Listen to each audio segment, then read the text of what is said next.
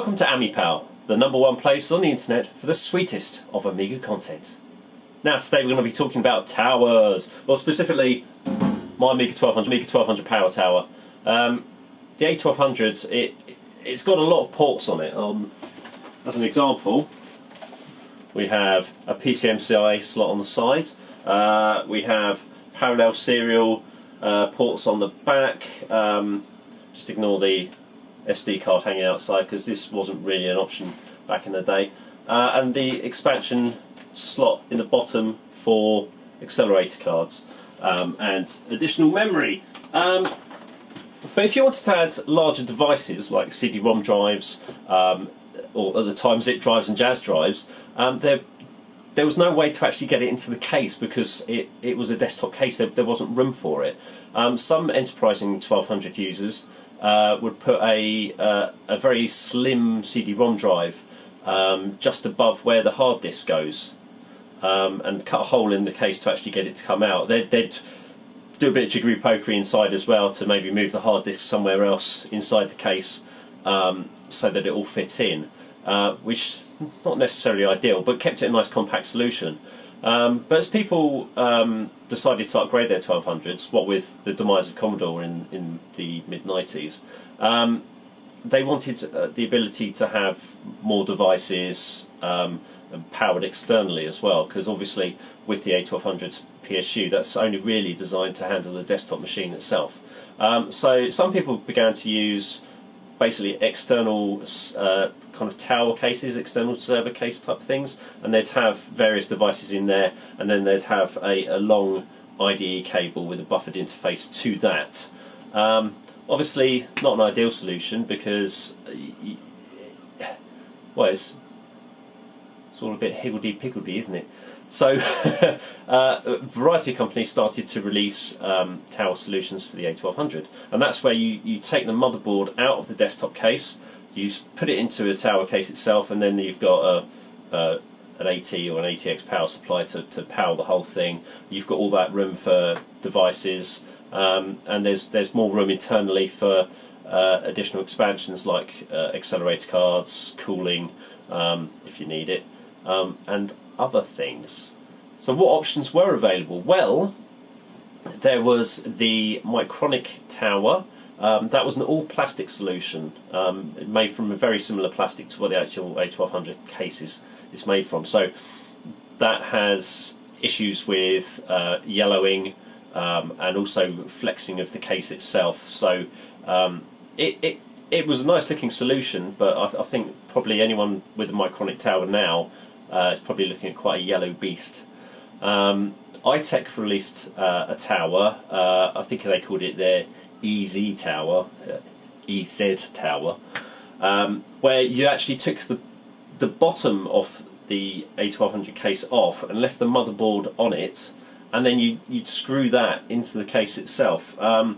It wasn't really the ideal solution. It seemed a bit of a kludge, but I think the idea of it was that you would also mount a PC motherboard and the associated graphics cards and sound cards with that in there as well. So you'd have two machines in one box. So I guess if you did have a PC at the time and you wanted to use your A1200 at the same time, that was probably quite an innovative solution, in that you had both accessible and all stored in one place. You know, you didn't have lots of different things all over the place. But I think probably the best solution, the one that I chose, was the L-Box tower. L-Box basically took a standard PC case and they created a new backplane for it for the motherboard to actually slot into, and it mounted it the right way up so that if you needed to put things in like mediator expansion board for PCI and various other things, that they were all relatively easily accessible. It just worked basically. So I'll try and provide some links to those, and you can see possibly why I chose the power tower. Right, why am I talking about the power tower today? Well, this machine has basically been my original Amiga since I got my 1200 in the early 90s. So it's been expanded over the years, over the decades even. as new peripherals and accessories have turned up.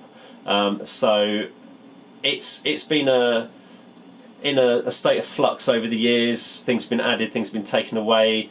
Drivers may still be on there that aren't required. It was an organic solution, but not necessarily the most optimised anymore. So I think the startup sequence isn't necessarily that great. It requires multiple reboots to install various bits and pieces in the right places in memory. And there are bits of hardware in there that's starting to wear out that I need to replace. Let's take a look inside. Here we have the interior of the power tower as it stands. I keep saying power tower because Power Computing sold this. They sold the L-Box tower under the guise of the power tower, so that's what I will call it, but I do mean the L-Box tower. Let's have a look at the internal devices. You can see 2 hard drives here, 1, 2, and then I think we've got the zip drive here and the floppy drive up here, and then finally the CD-ROM, CD writer at the top. They are all the storage devices. You can see I've actually started to unplug some of them because they're not needed anymore. This is a Western Digital device that I actually bought to replace the Fujitsu device that I thought was on its way out, but the Western Digital actually gave out before I could swap them over. So I never actually used that in anger. The zip drive, not really required anymore. I'll probably take the content off there that's on any of the discs, and we'll see if that can go to another home. I'm keeping the floppy drive. That still seems to be okay. I might have to take it out and disassemble it and give it a good clean at some point though, to ensure that the heads don't damage any discs I put in. And this CD writer is a replacement for the one that was originally supplied by Power Computing, which gave up the ghost in storage. Now, what else do we have in here? Well, this here is the Voodoo 3 graphics card that I've discussed previously on another episode, and you can see it's plugged in, get my finger in here, to this. This is the Mediator PCI bus board at the back. You can just see the Mac chips there that control it. That has a number of slots, of which only one is populated. I do have an Ethernet connector, an Ethernet card to go in. It's just a base 10 one, because I don't have the upgraded Mediator drivers or chips to actually support the faster one, and I don't really think I need a sound card, so I haven't actually upgraded those. You may see this here. Let's go in a bit closer. Oh, it's all very tight in here, it's very difficult. This, let's try and focus on it for you, is the bracket mounted SD card adapter that I bought from China a while back. I've already put that in because I wanted to test it and make sure it actually works. So that's already in there. That's so that we can actually access it from the back. You can just see it here.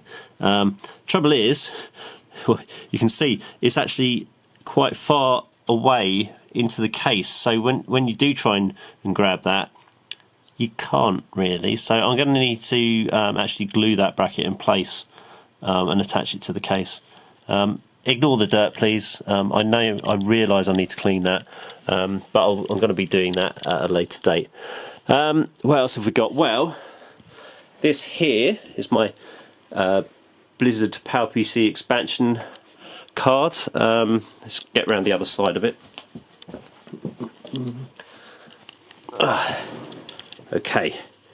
So there it is. You've seen this before as well. That massive cooler hides a very small chip underneath it that's much smaller than the 040 above it. It is just a 68040 card with the 160 megahertz 603E PowerPC. That's all I could afford, and it does it for me. I wish I could have an 060, but the price of those these days is just absolutely astounding. So I don't think I'll do that. and then I've just got a single SIM slot there.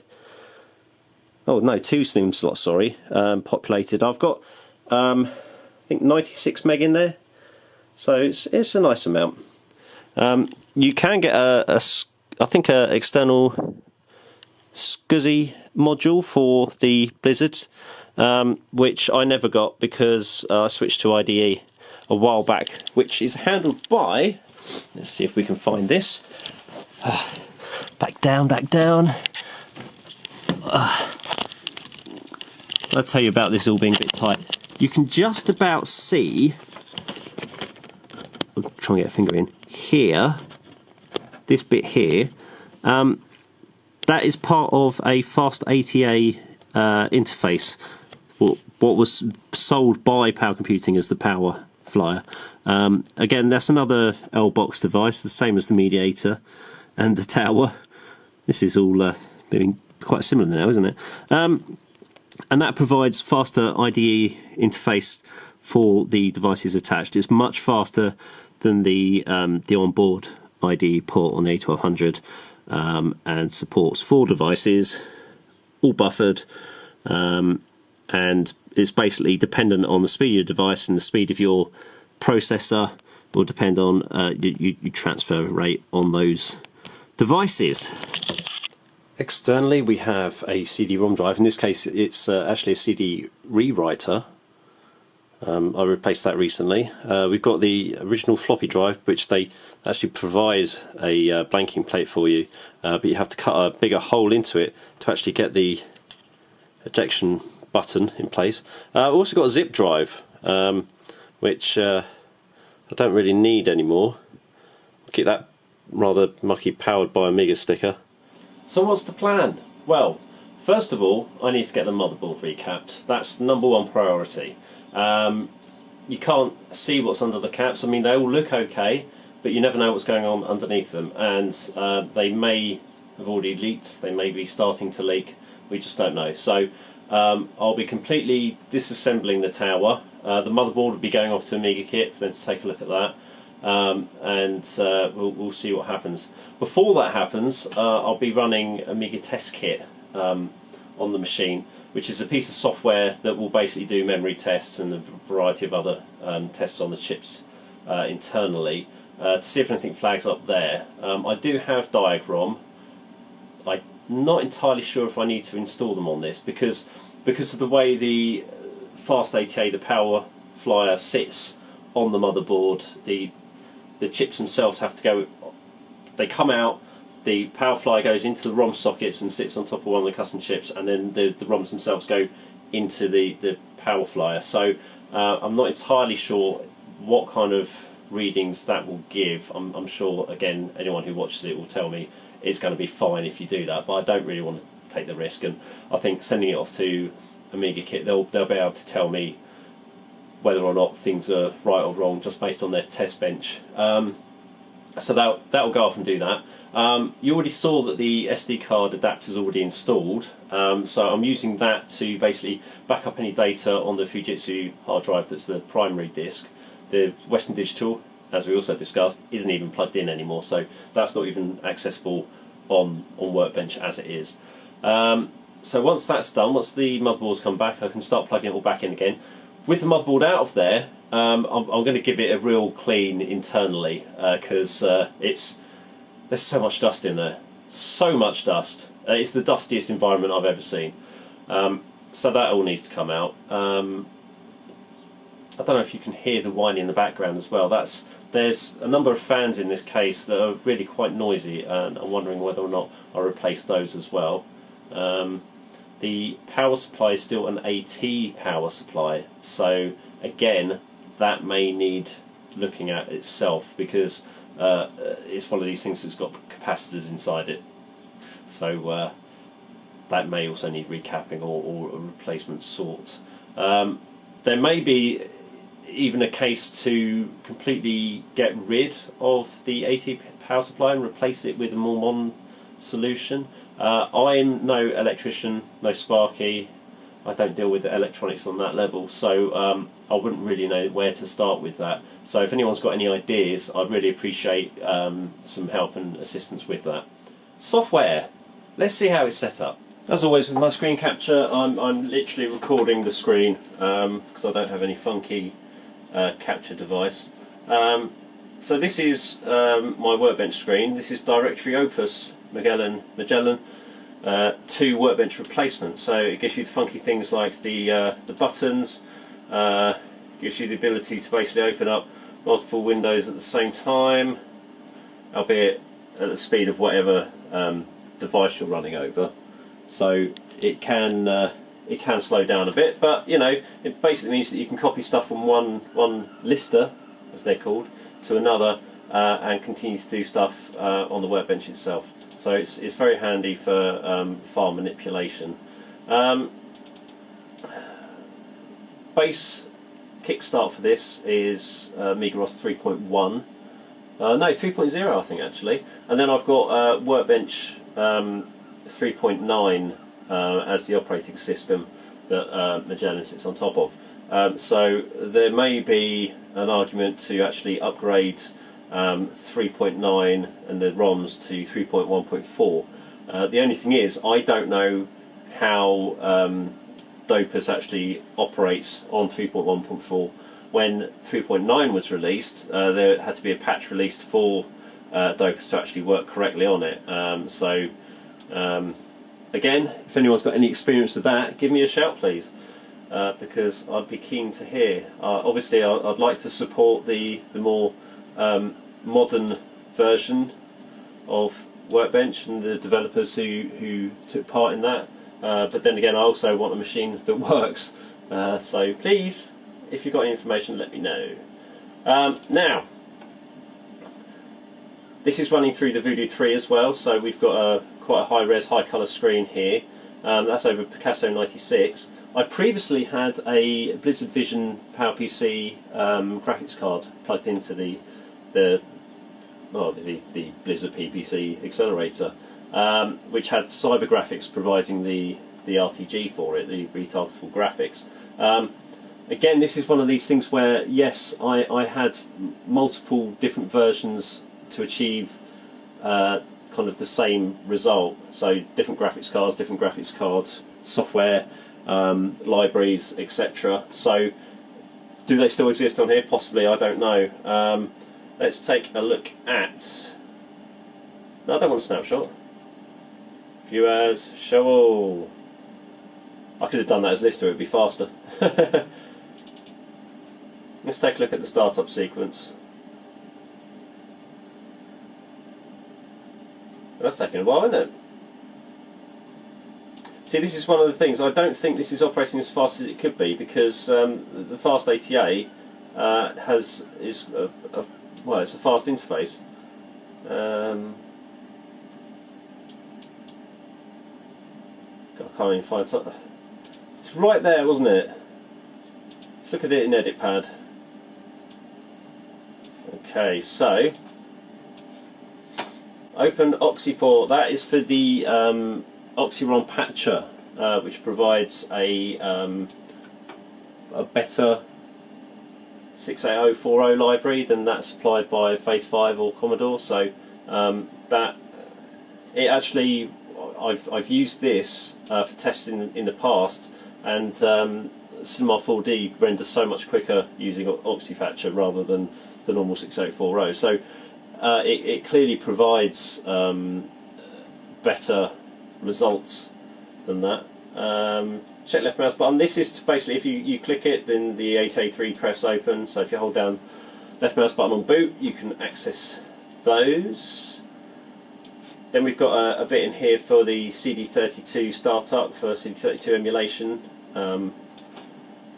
Further down we've got set patch, quiet, and we skip ROM updates on SCSI.device. SCSI.device is for the internal IDE interface. I don't know why they didn't call it ATA.device or IDE.device, but I guess they had SCSI.device for the A3000 for the ports on that, and just decided let's keep it the same name.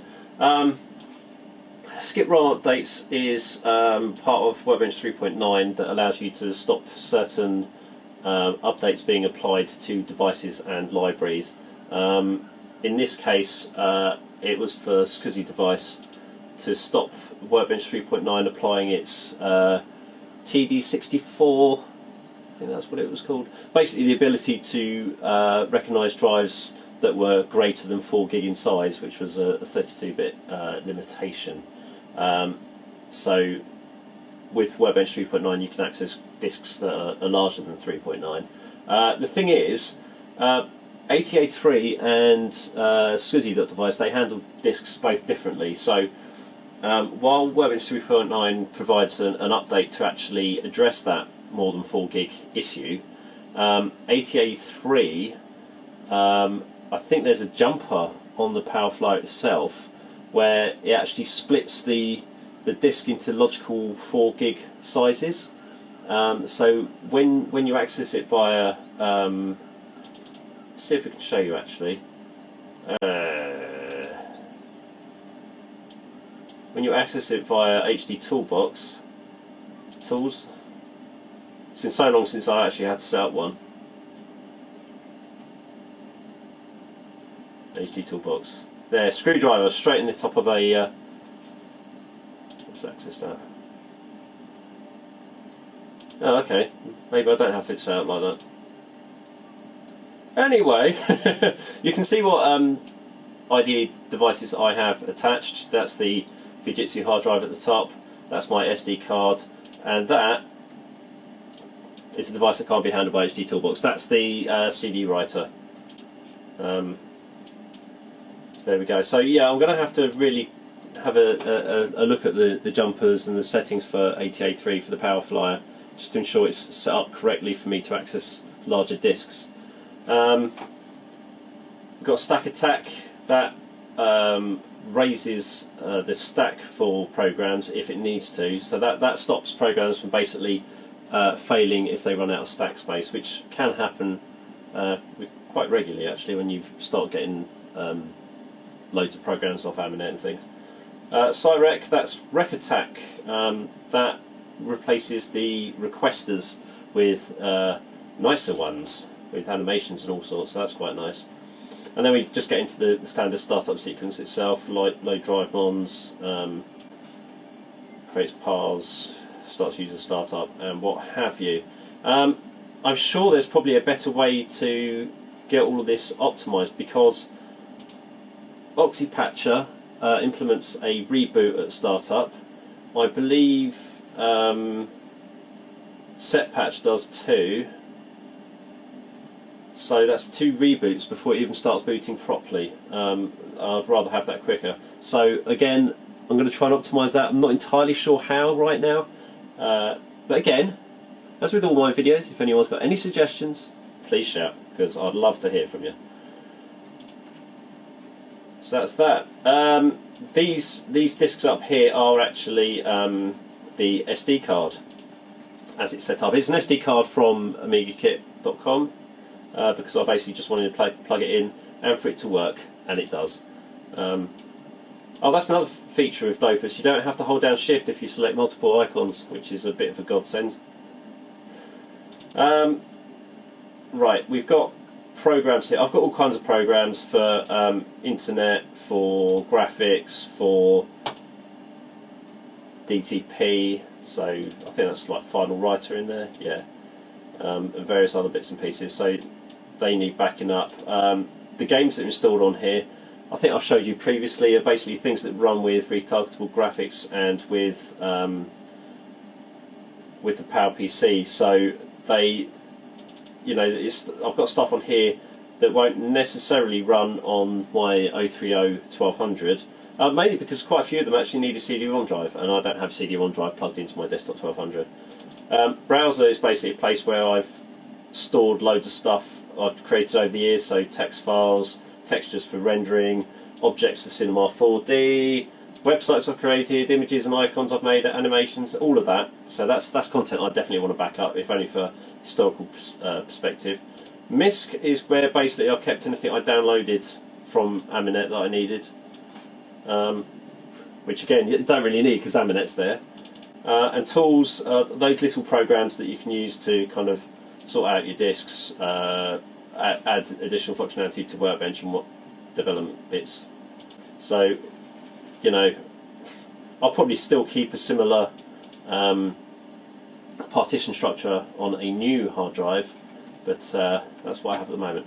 And then again over here, these are kind of shortcut buttons to various things, so you can kind of click on 3D and it'll take you through to just some left out icons for various Warp 3D games.